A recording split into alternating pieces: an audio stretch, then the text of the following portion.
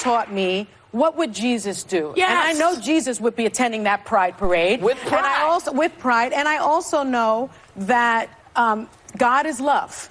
And Jesus is love. Yeah. And love is love. Oof. Auron MacIntyre is here. He's a host at The Blaze right now. And of course, you got to follow him on Twitter. He does incredible work there. Auron, how are you, sir? Doing well. Thanks for having me. I mean, I want to ask you just about that, but let's get back around to that. Let's talk about some of the bigger things here before we respond to that goofiness. You wrote a recent Twitter thread, and you said for a long time, progressives made great strides by transferring conflicts of moral vision. So we got to define that. What is a conflict of moral vision? Out of the realm of the sacred, we've got to define that, and into the realm of the scientific. So let's define that. And you said by making things cold, clinical, and rational, the secular left was able to deconstruct load-bearing social norms. So can you walk us through that text and we can learn a lot here? Sure, absolutely. So every civilization has to have a specific tradition. It has to have a certain moral vision for what's going to happen inside that society. And that's going to define its values. That's going to define the way it uses language, the way it orders families, the way it creates businesses, the way it does trade. Everything about a society is going to be created inside that moral vision. And if you have a conflict of moral visions in a society, then you have to figure out how you're going to kind of rectify that, how you're going to come to some kind of consensus. And progressives did a great job of winning that battle, of deciding what the moral consensus would be by transferring many of those questions of moral vision, those conflicts of moral vision, out of the realm of the sacred, out of the realm of religion, philosophy, the metaphysical, things that exist beyond just the sheer matter in the universe. And they transferred them into the realm of the scientific. And what that did for progressives is it allowed them to reduce everything that had once been in the domain of the sacred, which had once been described best by religion, philosophy, these things, into something that was just nuts and bolts. It was just the atoms involved. It was just the basic biology involved. And when they did that, it allowed them to get beyond many of the very hardwired and traditionally inculcated values and norms that we have in society. When they did that, that allowed them to advance their political agenda, but it also tore down some really essential infrastructure inside our society. Okay, so perfectly said. So I think the clearest example, correct me if I'm wrong, it would be abortion, right? So we have a sacred life made in the image of God, knitted in the womb to a clump of cells. Is that what you're talking about here? That would absolutely be one. The redefinition of marriage is another, right? By moving this into strictly something about biological attraction rather than something that was ordained by God or something that was created by a natural hierarchy for a specific purpose. Instead, it's simply a biological function and can be reduced to those things. So I think both of those work as great examples. So I think we see some examples, but then the last thing you said there was like, then what? Okay, so once they successfully do this, and we see it nearly everywhere now that you've articulated that so well, so then what? What's the problem with that moving forward? Other than they're just political victories, that's bad enough, but then what? Well, these things weren't just political institutions. They were institutions that were, again, load-bearing in society. They were things that were essential for human flourishing, for people to be in a right relationship with each other, to be in a right relationship with God, to find happiness and meaning, and to order society in a way that it could perpetuate itself. And we're seeing that all those things are falling apart. Families are harder to form. People have a much harder time simply entering into meaningful relationships, much less entering into anything that would be considered sacred or something that would be considered important for, say, the rearing of children.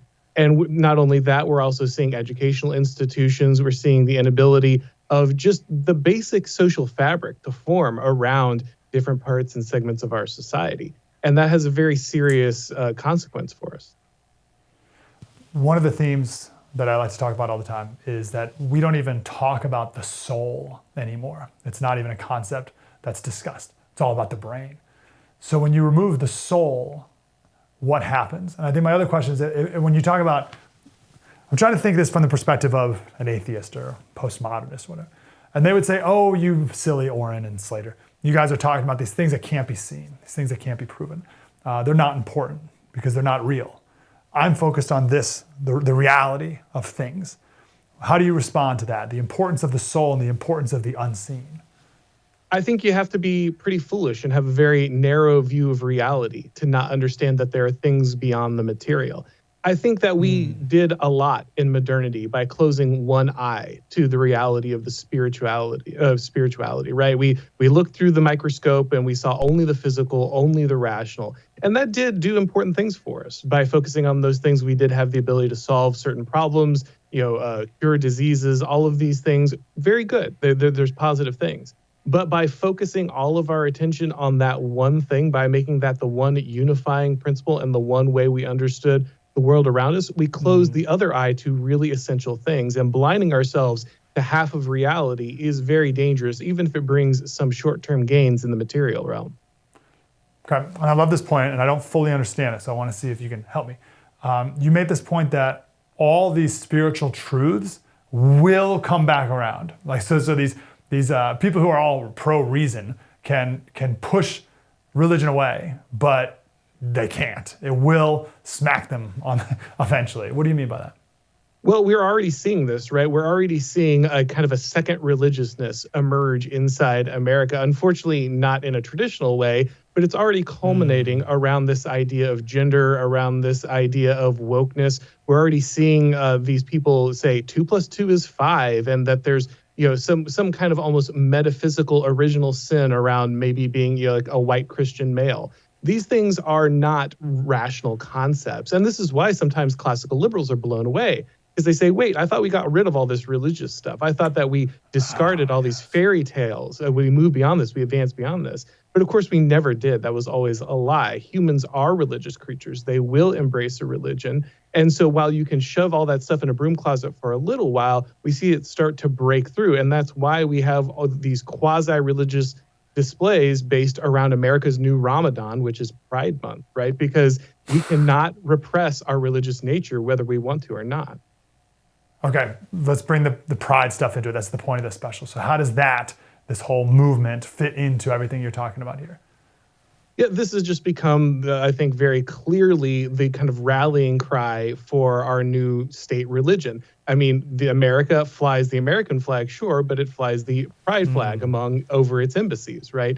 You see these TikTok, these libs of TikTok videos where teachers are saying, oh, I don't have a American flag in the classroom, pledge allegiance to the pride flag. And everybody laughs at that and say it's ridiculous, but it's not ridiculous. It's just a manifestation of what they're actually doing. They're creating a new value hierarchy, a new moral vision, a new religion in the crudest sense, but it is still a religion at its base. And this is what America is supposed to adhere to. And we see it everywhere. Corporate America is bought into this. Our educational system is bought into this. This is holy to them. And you can tell it's holy because if you violate any of its tenets, you're destroyed. I'm sure you've seen those pride flags painted on like crosswalks and stuff. And if someone leaves a skid mark on those, the police go after them. What is that? That's a blasphemy law.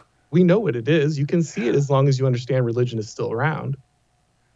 Wow, so good. Okay, I got a ton more questions, Auron. We'll do it for another day, but just a final concluding thought. Like, what are we to do, the ones who truly believe in the spiritual world and the right one, if you will? What are we to do in this chaotic world?